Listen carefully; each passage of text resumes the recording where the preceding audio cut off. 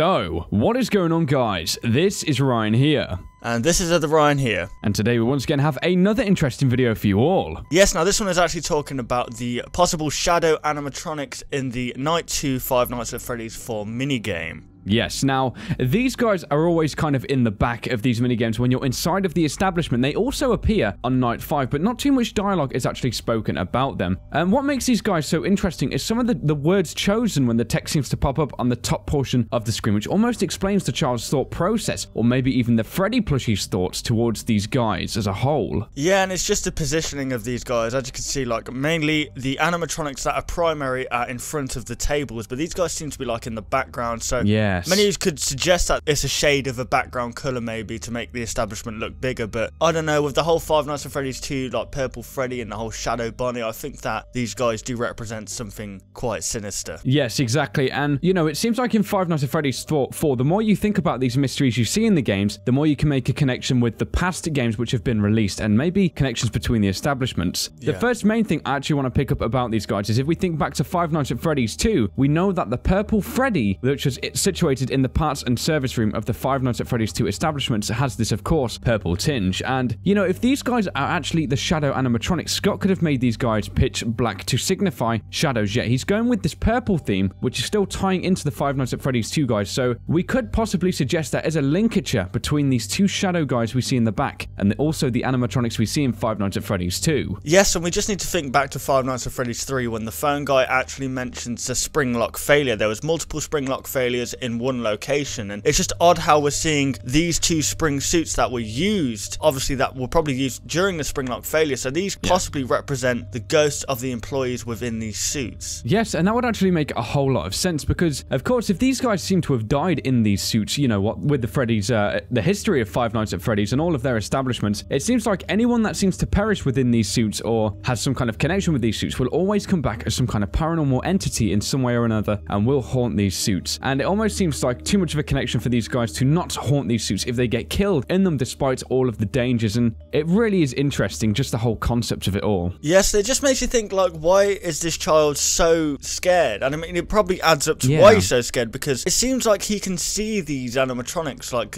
some kind of sixth sense almost.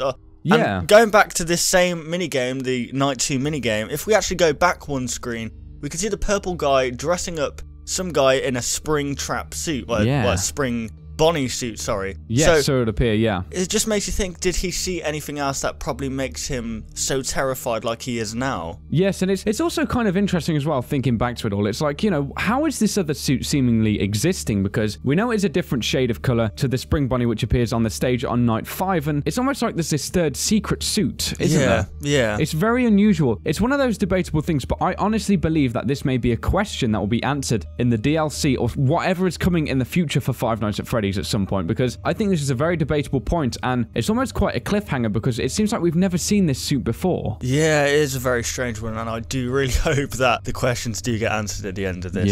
Yeah, of course, yeah. And another point to also back up the whole concept of this child seemingly having some sort of sixth sense ability is the fact that on Night 5, when the child unfortunately suffers the fate of the bite of 87, the teenage children who actually carry him to the destination of Fredbear's mouth don't actually see these suits in the background. They walk straight past them. Yeah, this child seems to see them, and with the text on screen where it's almost like Fredbear's telling this guy, you have to be strong to get past them and all this sort of things, it's very interesting. The child seems to have a connection with the innards of these establishments, and it does make you think whether or not he's possibly been involved in some of the past establishments which we haven't seen yet, maybe one of the sister locations, or even Fredbear's Family Diner, because of course the 1983 advert is actually there and it's showing all of these guys, and once again that's something we don't really know a whole lot about. Yeah, and it's just the wording, you have to be strong. It's not like you're literally physically strong, it's mentally strong, and the only reason he'd have to be mentally strong is because they're not really there. It's all in your mind. It's willpower almost. You need to get through these, they're not there kind of thing.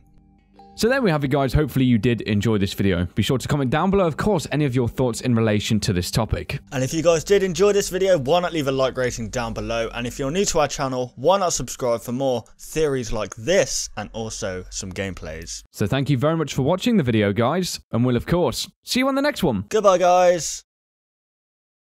Want to see even more content from us?